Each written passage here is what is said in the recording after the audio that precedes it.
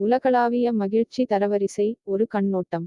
உலகளாவிய மகிழ்ச்சி தரவரிசை 150க்கும் மேற்பட்ட நாடுகளில் நடத்தப்பட்ட பெரிய அளவிலான கணக்கெடுப்புகளை அடிப்படையாகக் கொண்டது.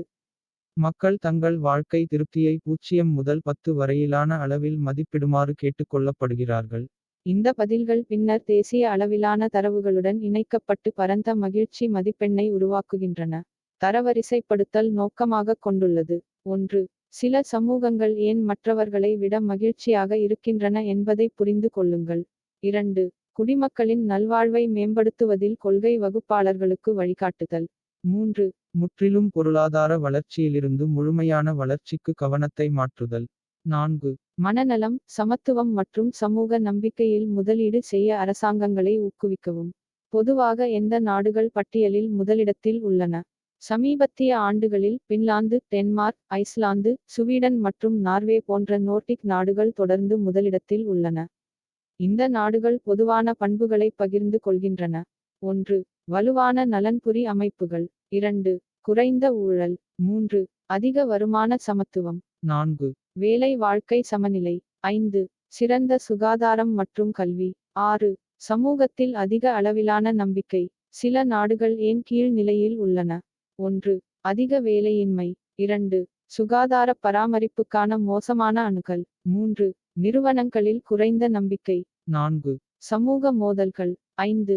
வரையறுக்கப்பட்ட தனிப்பட்ட சுதந்திரங்கள். 6. அதிக அளவிலான ஊழல். 2025 இல் உலகளாவிய மகிழ்ச்சி நிலை. 2025 இல் முதல் 5 மகிழ்ச்சியான நாடுகள். 1. Finland. 2. Denmark. 3. Iceland. 4. Sweden. 5. Netherlands. Costa Rica 6வது மற்றும் மெக்சிகோ 10வது முதல் முறையாக முதல் 10 இடங்களுக்குள் நுழைந்தன. மகிழ்ச்சி மொத்த உள்நாட்டு உற்பத்தியுடன் மட்டுமே பிணைக்கப்படவில்லை என்பதை எடுத்துக்காட்டுகிறது. சமூக பிணைப்புகள் மற்றும் நம்பிக்கை மிகவும் முக்கியம். 2. குறிப்பிடத்தக்க போக்குகள். சில கிழக்கு, மத்திய ஐரோப்பிய நாடுகளில் மகிழ்ச்சியில் தொடர்ந்து மேல்நோக்கிய போக்கு உள்ளது. லிதுவேனியா 16வது, ஸ்லோவேனியா 19வது மற்றும் செக்கியா 20வது குறிப்பாக சிறப்பாக செயல்படுகின்றன.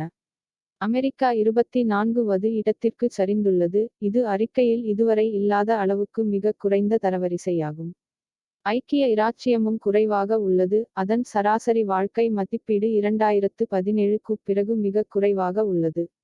2025ஆம் ஆண்டில் 147 நாடுகளில் இந்தியா 118வது இடத்தில் உள்ளது. இது 2024 இல் அதன் 126வது இடத்திலிருந்து முன்னேற்றமாகும்.